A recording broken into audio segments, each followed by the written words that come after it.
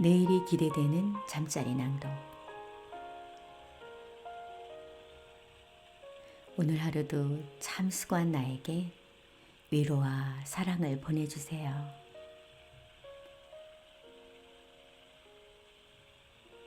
이제 편안하게 누워 눈을 지그시 감습니다.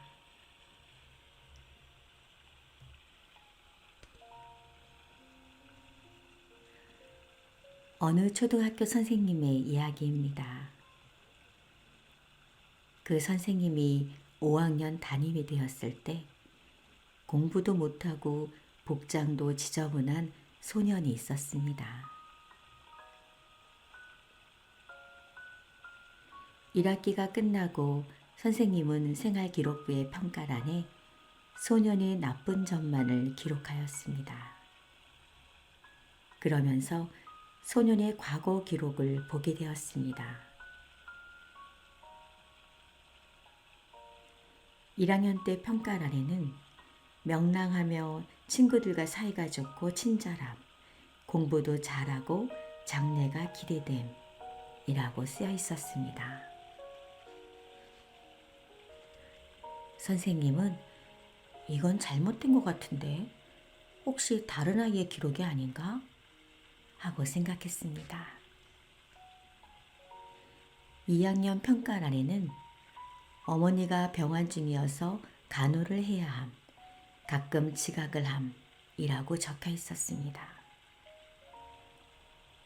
3학년 1학기에는 어머니의 병환이 악화되어 매우 피곤해함, 교실에서 조는 경우가 많음, 그리고 3학년 2학기에는 어머니가 돌아가심, 매일 슬픔에 잠겨 있음 이라는 기록이 눈에 들어왔습니다. 마지막으로 4학년 기록에는 아버지가 삶의 의욕을 잃고 알코올 중독이 됨, 아이에게도 폭력을 휘두름으로 되어 있었습니다. 선생님은 갑자기 이 학생이 가여워졌습니다. 슬픔 속에서도 열심히 살아가는 모습이 떠올랐습니다. 방과 후에 선생님은 소년에게 말을 걸었습니다. 선생님은 저녁까지 교실에서 일을 할 건데 너도 같이 공부하지 않을래? 소년은 처음으로 웃는 얼굴을 보이며 그날 이후 매일 함께 공부를 하게 되었습니다. 6학년 때는 선생님이 소년의 담임이 되지 않았습니다. 졸업식 때 선생님은 소년으로부터 선생님은 제 어머니 같은 분입니다. 정말 감사합니다. 라고 적힌 한 장의 카드를 받았습니다. 그로부터 6년 후 다시 카드가 도착했습니다. 내일은 고등학교 졸업식입니다. 저는 5학년 때 선생님이 담임이 되셔서 너무나 행복했습니다. 덕분에 장학금까지 받고 의대에 진학하게 되었습니다.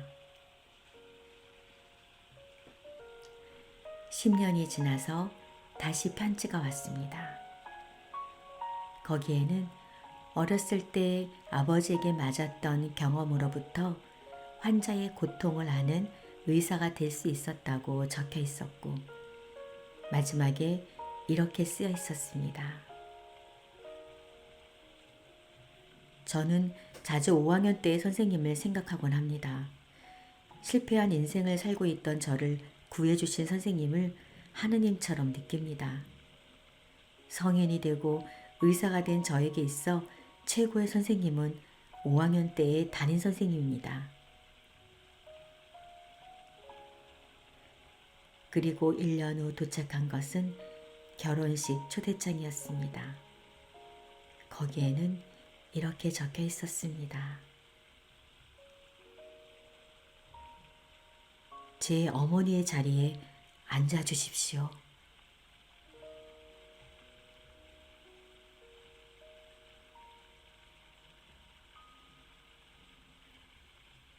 이제 잠자리에 들 시간. 오늘 낭독하면서 감동이 차올라 울컥했네요. 작은 관심과 사랑이 누군가에게는 엄청난 위로와 다시 살아가고자 하는 힘이 생길 수 있다는 것을 느끼게 되었습니다. 결혼식 초대장을 받은 선생님의 따뜻한 마음을 조금이나마 닮아가는 사람이 되어야겠어요.